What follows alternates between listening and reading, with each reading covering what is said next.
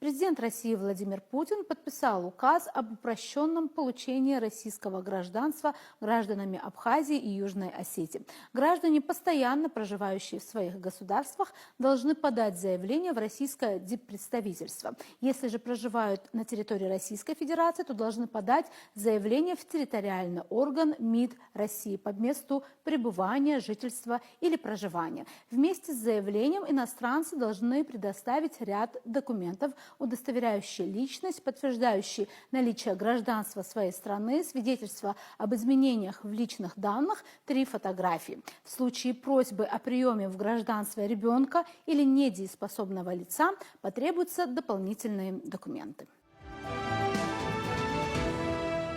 К другим темам. Переговоры России и Украины могут продолжиться в Стамбуле, поскольку ни одна из сторон не высказала претензий по поводу этой площадки, заявил «Известиям» посол по особым поручениям МИД России Родион Мирошник. Ключевой вопрос диалога Москвы и Киева – обеспечение безопасности Российской Федерации, отметил дипломат. На этом фоне в Вашингтоне заявляют, что встреча президентов России и США должна пройти как можно скорее. Сейчас решаются вопросы о месте и времени ее проведения. А уже 19 мая лидеры проведут очередной телефонный разговор о том, где могут продолжиться переговоры Москвы и Киева и как на это повлияет диалог президентов России и Соединенных Штатов. Вышел большой материал издания «Известия».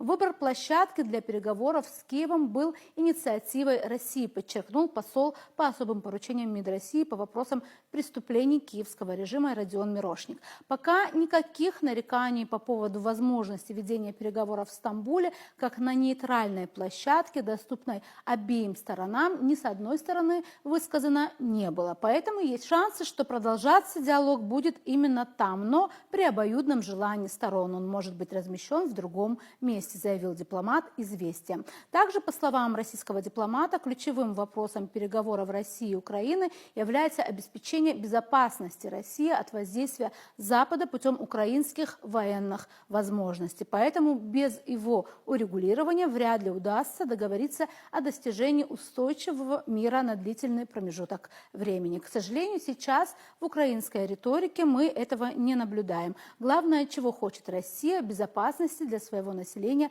и своей государственности, подчеркнул Мирошник. Одной из главных договоренностей во время прошлого раунда прямых переговоров России и Украины стало согласие на обмен по формуле 1000 на 1000. По словам Мирошника, контакты в этой сфере уже отработаны. Договоренности об обменах не первые, они не начались только исключительно благодаря возобновлению стамбульского формата. До этого обмена на сегодняшний день только с начала года мы забрали 596 ребят из украинского плена, поэтому контакты там отработаны, есть и прямой контакт, есть и присутствие, соучастие отдельных международных организаций и государств, они там задействованы, но прямой диалог между сторонами в этом смысле есть, и он начался не сегодня, сказал Мирошник. Первые за 3 года прямые переговоры Москвы и Киева состоялись 16 мая в Стамбуле. В этот день в город прибыли делегации сразу 4 стран – России, США, Украины и Турции. После встречи в формате США,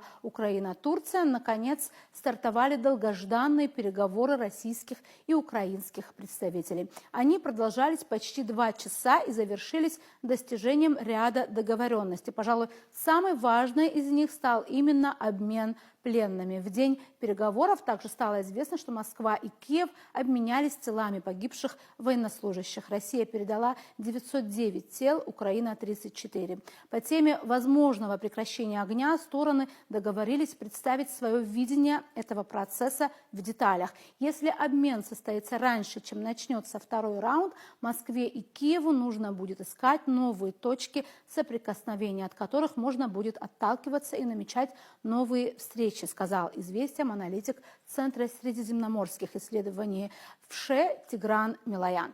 Стремится к диалогу с российским президентом и Дональд Трамп, сообщают «Известия». Еще 15 мая Трамп заявил, что в вопросе урегулирования украинского конфликта ничего не произойдет, пока не состоится его встреча с Путиным. Госсекретарь США Марко Рубио отметил, что сейчас решается вопрос о том, где и когда пройдут переговоры, а также обсуждаются возможные темы беседы. Американская сторона хочет провести ее как можно скорее, цитата. При этом уже 19 мая лидеры России и США поговорят по телефону, подтвердил пресс-секретарь российского президента Дмитрий Песков. Трамп отметил, что собирается обсудить с российским коллегой урегулирование конфликта на Украине и вопросы торговли. По итогам беседы он планирует пообщаться с Зеленским и лидерами стран НАТО. Это будет третья беседа Путина и Трампа с момента вступления республиканца на должность президента.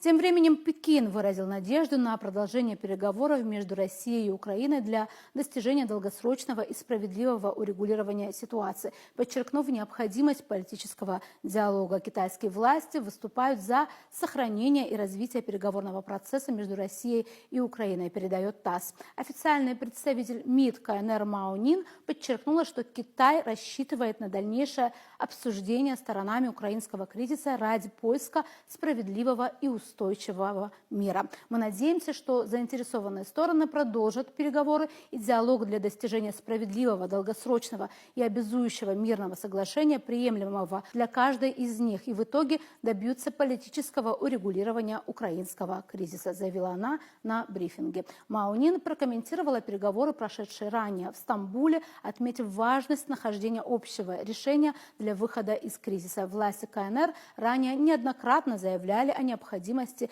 дипломатических усилий для прекращения конфликта на Украине. Ранее американский госсекретарь Марко Рубио заявил, что считает Ватикан оптимальным местом для возможных переговоров по урегулированию ситуации на Украине. Как пишет газета «Взгляд», российская сторона в ходе следующего раунда переговоров с Украиной может затронуть обсуждение параметров прекращения огня, считает посол по особым поручениям МИД России Родион Мирошник.